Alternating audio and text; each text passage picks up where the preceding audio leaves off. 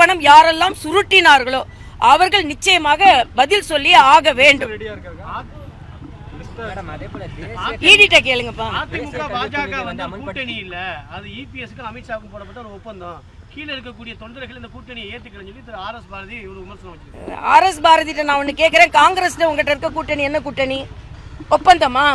நீங்க இலங்கையில தமிழர்களை சுட்டுக் கொன்ற காங்கிரஸோடு கூட்டணி வைத்திருக்கிறீர்கள், என்ன நியாயத்தில் வைத்திருக்கிறீர்கள்? இதை உங்க ஸ்டாலினையே உள்ள போட்டாங்களே எமர்ஜென்சி பீரியட்ல, எதை வைத்து நீங்கள் கூட்டணி வைத்திருக்கிறீர்கள்? நீங்கள் வைத்திருக்கிறது ஒப்பந்தம். இன்னும் சொல்ல போனா அச்சுறுத்தி ஒப்பந்தம் நீங்க தான். இன்னைக்கு அண்ணன் திருமாவளவன் பேச ஆரம்பித்திருக்கிறார். ஆர்.எஸ். பாரதி சொல்றாரு, இன்னைக்கு கார்த்திக் சிதம்பரம் சொல்றாரு எங்களுக்கும் பங்கு வேணும்னு. அதனால திமுக கூட்டணி இப்ப வெள்ளவெளத்து போய் இருக்கிறது. அதனால ஆர்.எஸ். பாரதி எதையான ஒன்றை சொல்லிக் கொண்டிருப்பார், அவ்வளவுதான். நன்றி தம்பி. பாமகவுல அன்புமணிக்கு ராமதாஸுக்கு விரிசல் வந்து அதிகமாயிட்டே போகுது. அது எப்படி பாக்குறீங்க? தேசிய ஜனநாயக கூட்டணி ஒரு கட்சி இல்ல, நான் அது விரிசல்லாம் பார்க்கல. அது ஒரு கட்சியில சில கருத்து பரிமாற்றங்கள் இருக்கலாம், அது எல்லாம் சரியாயிடும், அவ்வளவுதான். தேசிய ஜனநாயக கூட்டணி நீடிக்கிறாங்களா பாமக? இல்ல, அதுதான் நாங்க வந்து யார் யாரெல்லாம் எங்களோடு இருந்து இப்போ எங்களோட தானே இருக்கிறாங்க, எங்களோட தானே இருந்தாங்க அவங்க. இப்ப சமீபத்து கூட்டணியில எங்களோட தானே இருந்து கொண்டு இருக்கிறார்.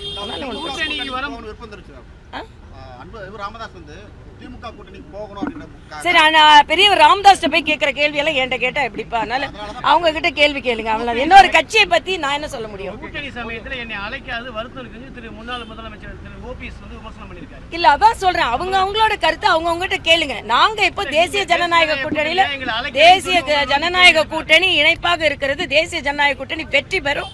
வேற என்னென்ன சின்ன சின்ன கருத்து இருந்தா அவங்க கிட்ட போய் கேட்டுக்கோங்க. இல்ல, அததான் சொல்றேன், நீங்க எல்லாத்தையும் கேட்டுக்கோங்க. நாங்க இப்ப இருக்கிற வரைக்கும் நாங்க எல்லாரும் மகிழ்ச்சியா இருக்கிறோம். ஏன்னா இவங்க என்னது முரசொலியில என்ன இது என்ன கல்யாண பந்தமா மகிழ்ச்சியா இருக்கிறோம். கல்யாண பந்தத்தோட மேலேயே எங்க கூட்டணி மகிழ்ச்சியா இருக்கிறது என்பதை நான் மீதும் பதிவு செய்கிறேன்.